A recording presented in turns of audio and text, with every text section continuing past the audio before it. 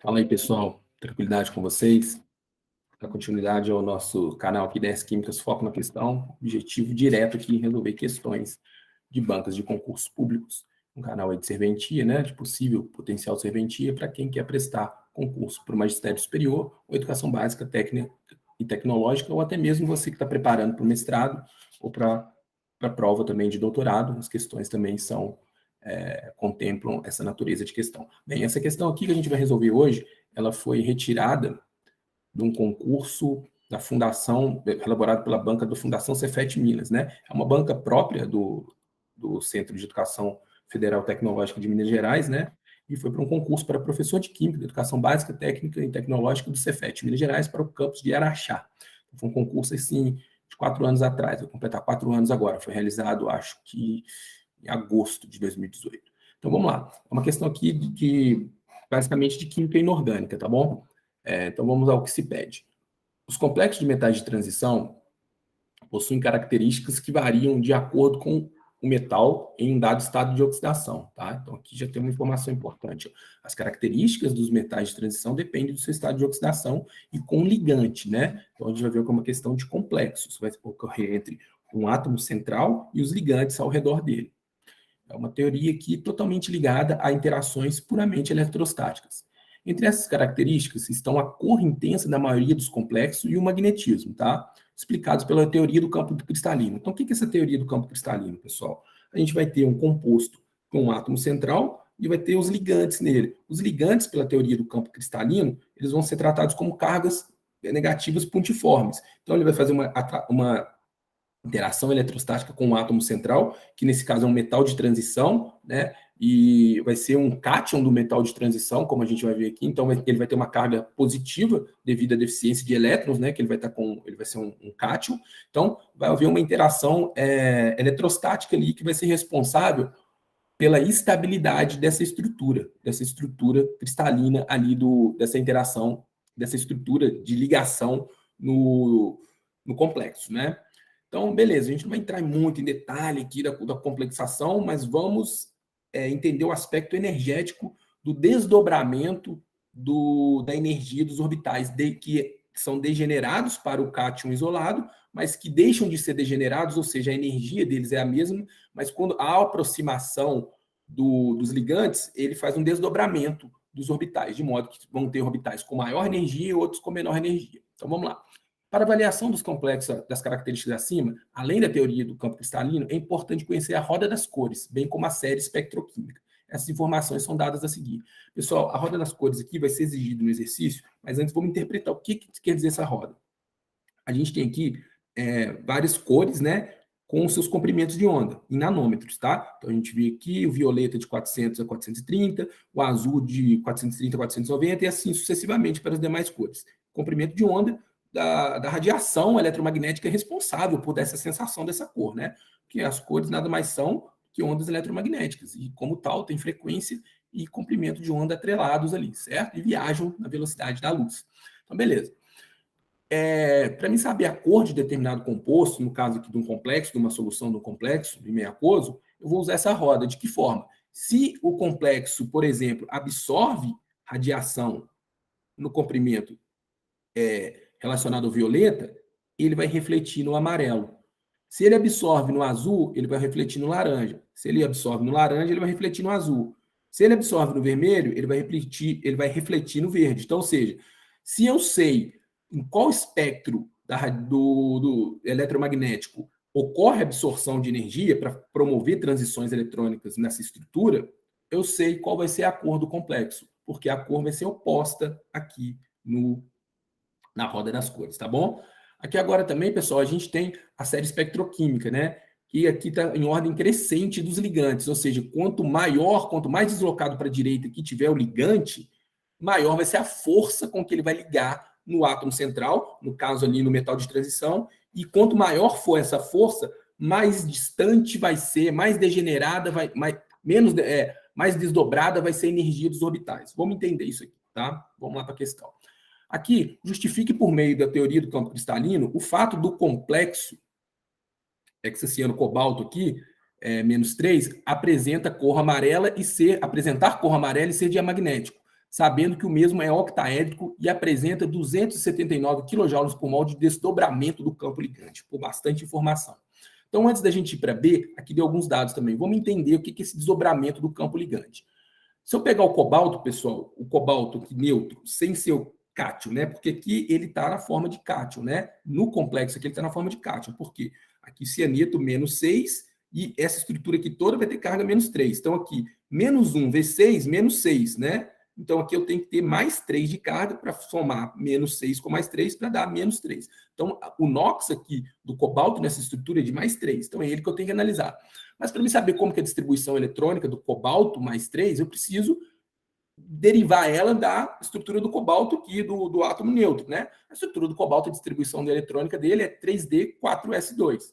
Então, aqui ele precisa perder 3 elétrons para formar o cobalto mais 3. Então, a gente vai retirar um elétron aqui do orbital 4s2 e vai tirar 2 elétrons e vai tirar um aqui do 3D. Então, ele vai ficar com uma estrutura 3ds, tá? E aí vai formar 5 orbitais, né, D, com formas diferentes. Os orbitais D têm essas formas, tá, pessoal? 5 orbitais D que vão ser preenchidos dessa maneira. Um totalmente preenchido e o outro semi-preenchido, né? Pela regra de Rond, a gente vai colocar os spins primeiro, todos desemparelhados, e aqui a gente vai formar esse emparelhado.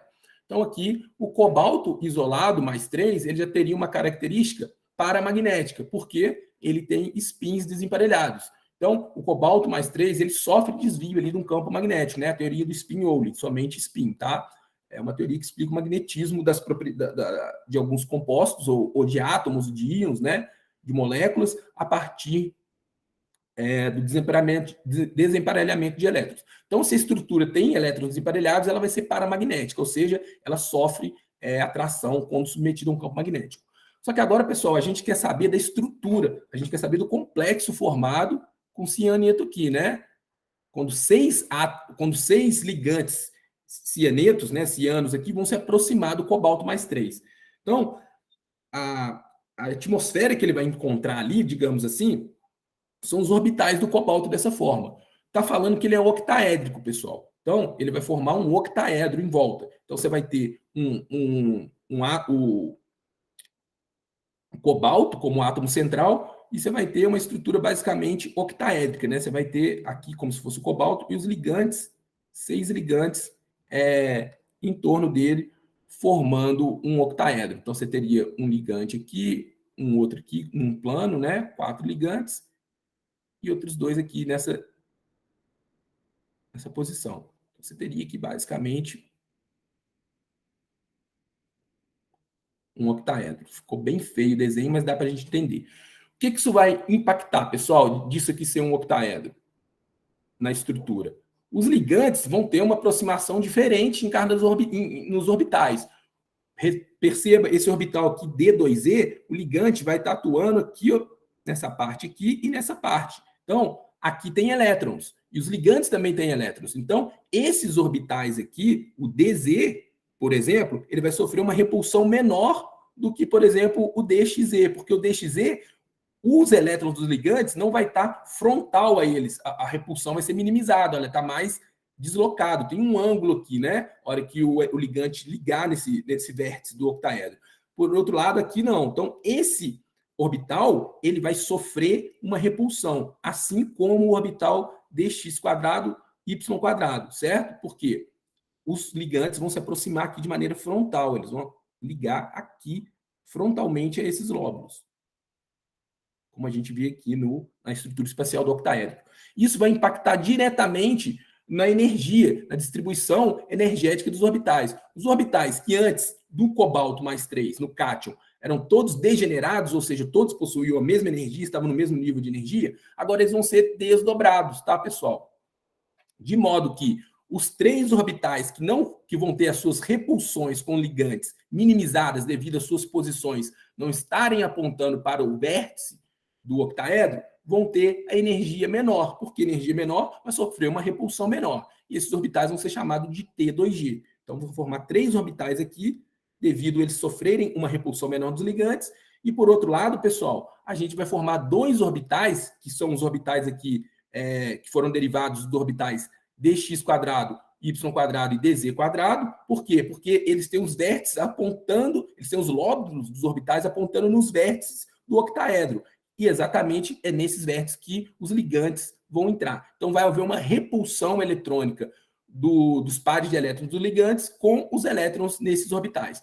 Dessa forma, esses dois orbitais vão ser chamados de EG, eles vão ser deslocados. E essa diferença de energia, pessoal, é que a gente chama de energia de desdobramento, que é exatamente a energia que o problema fala. Fala que a diferença de energia entre os orbitais T2G e EG é de 279 kJ por mol, ou seja, 279 mil kJ.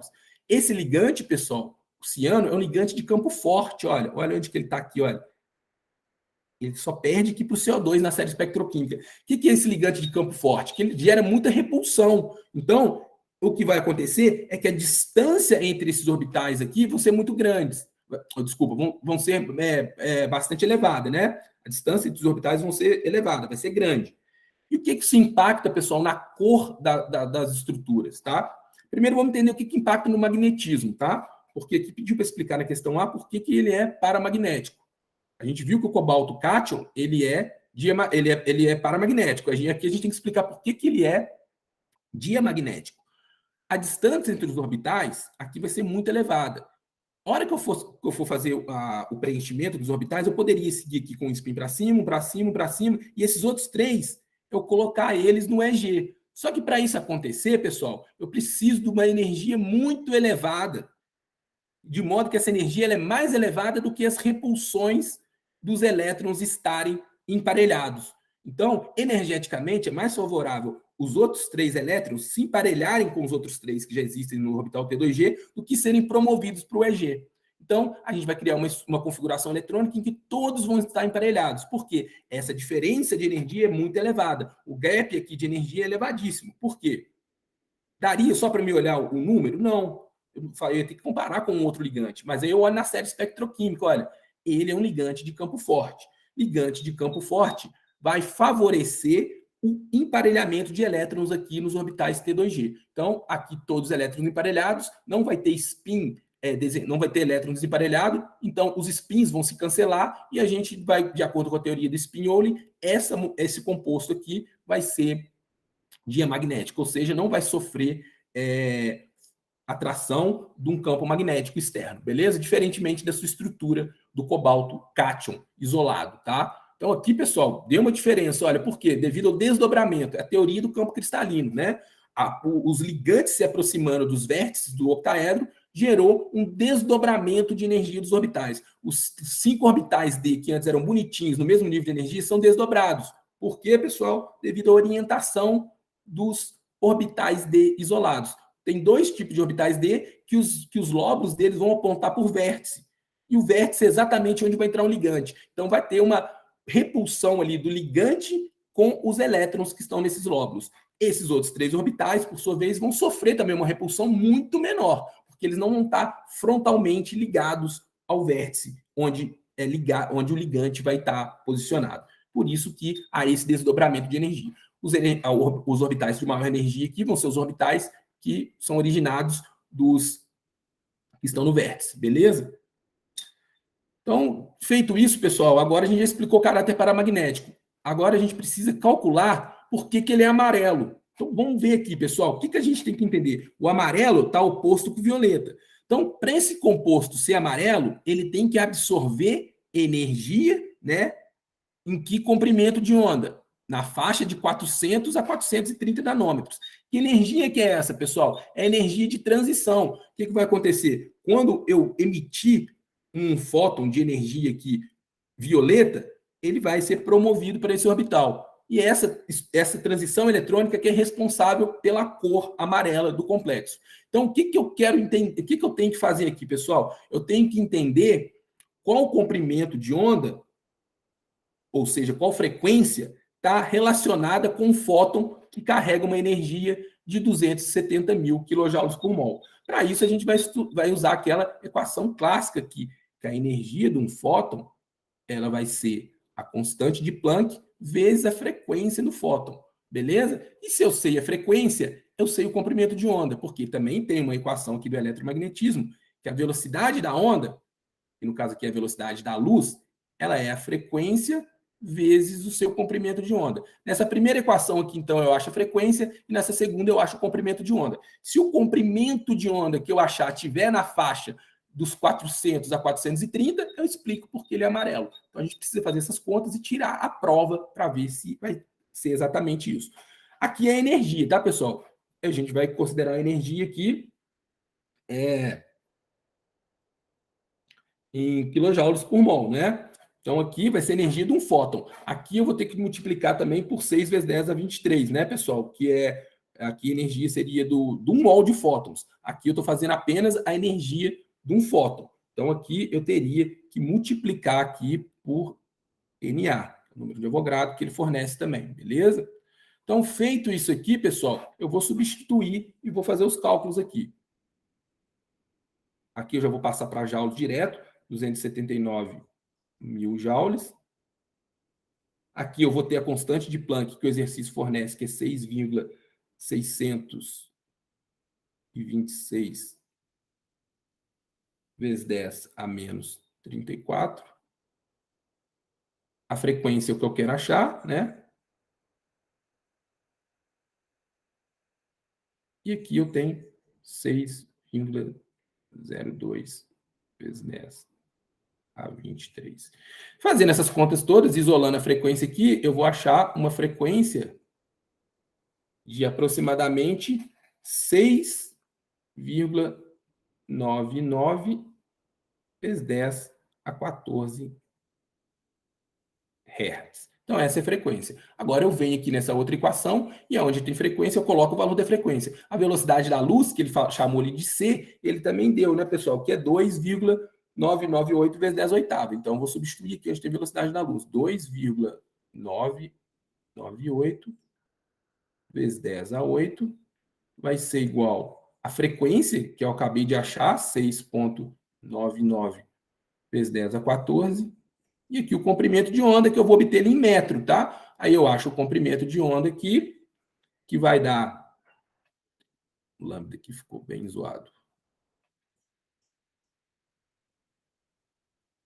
Então, o comprimento de onda, que eu vou achar em metro, que está tudo no sistema internacional, vai ser aqui da ordem de 4. Vizinha hoje não está ajudando. 4,28 vezes 10 a menos 7 metros. Pessoal, lá na roda das cores está em nanômetro, então eu preciso passar isso aqui para o nanômetro. Então, o que eu faço? Eu multiplico por 10 a nona, porque um nanômetro é igual a 10 a menos 9 metros, né? Ou seja, 1 metro é 10 a nona nanômetros. Então, eu preciso passar aqui para nanômetros. E aí, eu vou obter um comprimento de onda de 428 nanômetros. E aí, pessoal, está dentro da faixa do espectro do violeta. Está entre 400 e 430. Com isso, ele está indo para um amarelo. É um amarelo quase esverdeado, olha, porque ele está aqui, né? Então, ele vai estar lá no amarelo, desculpa, ele está aqui em oposto, ele vai ter nesse espectro aqui, um amarelo quase tendendo para um laranja, mas não deixa de ser amarelo. Se eu achasse 430, ainda ia ser amarelo, ainda está no limite, mas se eu achasse 431, ele ia para a faixa de absorção do azul e a faixa de reflexão do laranja. Aí eu ia errar o exercício. Por isso que é importante fazer os cálculos adequadamente, tá? Então aqui está explicado por quê. Agora, a letra B pede, justifique por meio da TCC qual a propriedade magnética do complexo se o ligante, em vez de ser o cianeto, fosse o fluoreto. Vamos olhar lá o flúor. O flúor é um ligante de campo fraco, né? Ele está aqui, ó, está lá no começo da série. Então, o que isso ia mudar na estrutura? Essa distância aqui, a energia do desdobramento ia ser menor, porque ele é um ligante de campo fraco. Se ele é um ligante de campo fraco, ele desdobra menos os orbitais. Então, esses orbitais aqui iam ter mais proximidade. E dessa forma, não seria vantajoso os orbitais ficarem emparelhados, porque esse emparelhamento, pessoal, ele gera uma repulsão eletrônica que destabiliza a estrutura. Ele só é vantajoso quando a energia para promover os elétrons para o orbital seguinte for muito alta, como era o caso de um ligante de campo forte. Agora eu tenho um ligante de campo fraco, e essa distância energética aqui, ela diminui. Esse desdobramento de energia agora ele é bem menor do que 279 kJ por mol. Aí, esses outros 3 elétrons, vão passar para os orbitais de cima. Então, eu vou ter aqui um orbital aqui, um elétron aqui nesse orbital e outro aqui. São 3 elétrons. E agora um aqui. Então, essa ficaria a configuração eletrônica. Mudou tudo, pessoal. Agora eu tenho 1, 2, 3, 4 elétrons desemparelhados. Então, de acordo com a teoria do Spinoli, essa molécula ela é paramagnética, ou seja, assim como a estrutura também do cobalto mais 3, né? Então, se eu mudo o ligante, eu mudo a característica magnética. E vou mudar a cor também, pessoal. Eu vou mudar a cor da estrutura também. Por isso que os complexos de metal de transição têm cores exuberantes. Cada ligante vai gerar uma cor. Por que eu vou mudar a cor? A energia do campo de desdobramento aqui cristalino, a energia de desdobramento do campo cristalino, vai ser menor. Se ela vai ser menor, eu vou ter uma outra energia aqui, certo? Então, eu vou ter uma frequência diferente, né? Se ela aqui é menor, eu vou ter uma frequência diferente, uma frequência menor também, né? E se eu vou ter uma frequência menor, eu vou ter um comprimento de onda maior. Então, eu vou mudar totalmente a estrutura. Possivelmente, o comprimento de onda de absorção ia ser maior de 430, né? Poderia ser qualquer valor aqui acima dos 428 que eu achei. E, consequentemente, ia dar uma cor de absorção diferente, um comprimento de onda de absorção diferente, o que impactar numa coloração diferente também do composto. Bem, pessoal, não vou deixar o vídeo muito longo, tá? Estou falando até mais rápido para vocês entenderem aí, pode até aumentar a velocidade na hora que for ver o vídeo. Espero que tenham gostado da resolução, questão bem elaborada, tá? A banca do Cefet Minas ela não decepciona, sempre questões bem elaboradas. Se vocês gostaram do vídeo, peço aí também para estar compartilhando com amigos que estão estudando para esses objetivos, né? Concurso, magistério superior ou preparação para exames de pós-graduação. Vou deixar um link também de convite aí para quem está assistindo a aula no YouTube para entrar no nosso grupo de estudo aí do WhatsApp. Abraço, pessoal, e até a próxima.